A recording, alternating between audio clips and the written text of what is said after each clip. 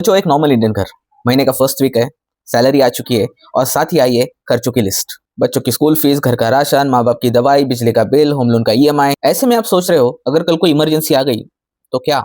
ये most of the Indian families की कहानी नहीं, रियलिटी है। हमारे यूनियन बजट की रियलिटी भी कुछ ऐसी ही है।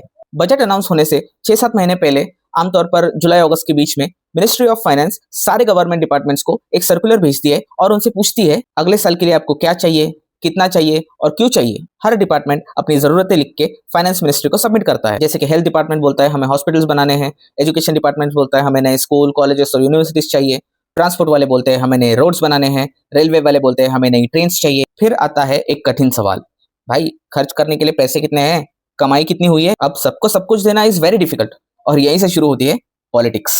दिसंबर के आसपास काट छाट करके, कम ज्यादा मैनेज करके most of the figures finalise की जाती है।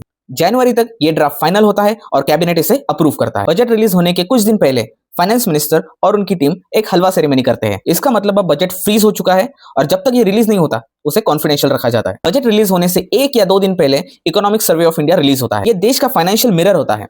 ये हमें बताता है कि हमारा देश आर्थिक रूप से कहां खड़ा है और कौन सी दिशा में आगे बढ़ रहा है। और 1 फरवरी को फाइनेंस मिनिस्टर खुद ये बजट पार्लियामेंट में पेश करते हैं। गवर्नमेंट बोलती है हम ये करेंगे, हम वो करेंगे। ऑपोजिशन बोलता है तुम ये नहीं कर रहे हो, तुम वो नहीं कर रहे हो। और हम जैसे कॉमन सिटीजन्स बोलते हैं तुम लोग जो भी कर रहे हो हमारे तो कुछ समझ में नहीं आ रहा। हम घर का बजट इसलिए समझते हैं क्योंकि घर हमारा है, हमारी मेहनत से बना है। तो क्या ये देश हमारा नहीं है? क्या हम इस देश के लिए मेहनत नहीं कर रहे? अगर हम लोग हमारे घर का भला सोच सकते हैं तो इस देश का भला कब सोचेंगे?